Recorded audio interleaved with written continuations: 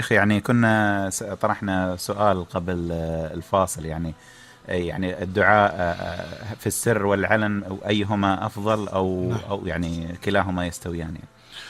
هو ال الأصل في ذلك، الأصل في ذلك حتى يعلم السادة المستمعون جميعا، نعم. الأصل في ذلك حضور القلب عند الدعاء، مهم. سواء كان في السر أو في العلن. نعم. فمن الإمكان أن يدعو الإنسان في السر ولكن قلبه ليس حاضرا، ومن الإمكان أن يدعو الإنسان في الجهر ولكن ليس قلبه حاضرا أيضا.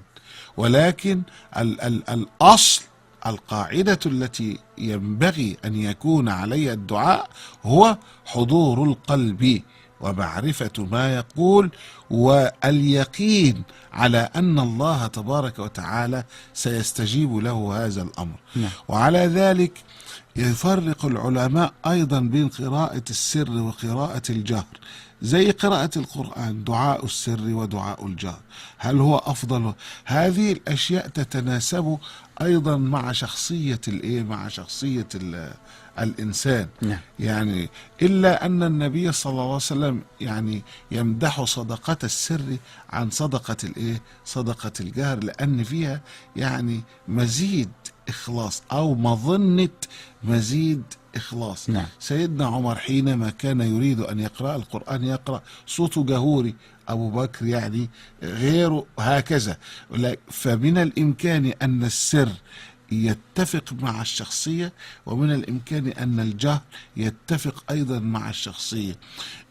لكن الضابط في ذلك هو حضور القلب. نعم. من أجل ذلك نرى أن النبي صلى الله عليه عليه وسلم الصلاة والسلام. كان يدعو سرا وكان يدعو جهرا.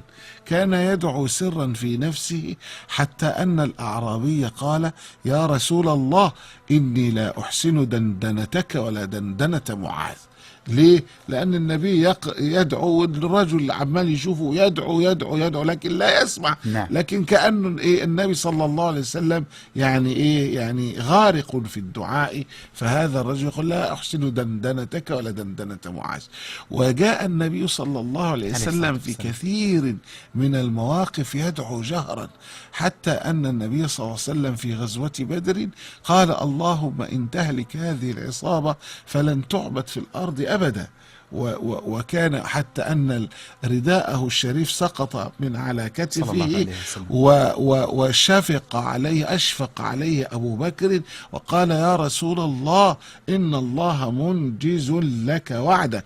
ولكن لم يسمع النبي صلى الله عليه وسلم عليه الصلاة كلام والسلام. أبي بكر. ليه لم يسمع كلام أبو بكر؟ ليه لم يسمع كلام مهم. أبو بكر؟ قال: حضور القلب مع الله لا يسمعك سواه. سبحان الله. حضور القلب مع الله لا يسمعك. لا يسمعك سواه. ليه؟ قال: لأنك مشغول به، ومن شغل بالرب، ومن شغل بالرب ما شعر بالعبد.